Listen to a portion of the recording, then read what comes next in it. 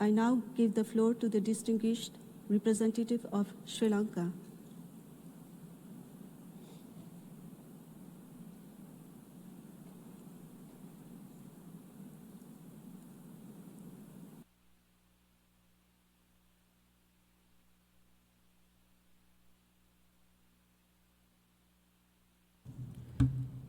Madam President, Excellencies, Sri Lanka welcomes this high-level meeting and the adoption of the political declaration, marking 15 years of the global plan of action to combat trafficking in persons.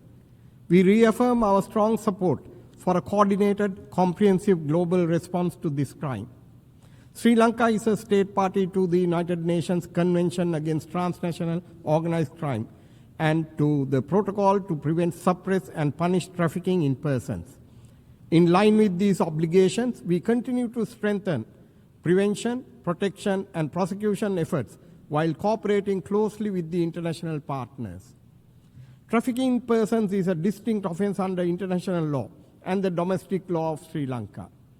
Sri Lanka's legal position on trafficking is set out in Section 360C of the Penal Code, which criminalizes all forms of trafficking and facilitates the investigation and prosecution of offenders. Our National Anti-Human Trafficking Task Force brings together key ministries, specialized law enforcement divisions, child protection institutions, and victim assistance authorities. Its work is complemented by dedicated investigative units addressing human trafficking, smuggling, and maritime crimes. Over the past 3 years, Sri Lanka has maintained a Tier 2 ranking in the report on trafficking in persons, reflecting steady institutional progress. We aim to build on this foundation by strengthening victim-centered procedures, enhancing digital forensic capabilities, and improving our ability to address cyber-enabled recruitment and emerging forms of forced criminality.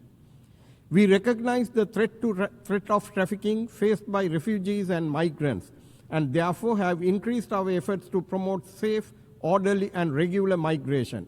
Sri Lanka endorsed the Global Compact for Safe, Orderly, and Regular Migration in 2018, enhancing our long-standing, proactive, and people-centered approach to migration. We have demonstrated this commitment by aligning migration governance with national priorities and the 2030 Agenda for Sustainable Development.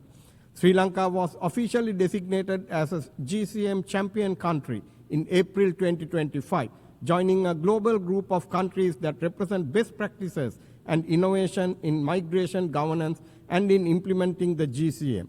The government has taken concrete steps to translate the principles of the GCM into action through the development of its national GCM implementation plan.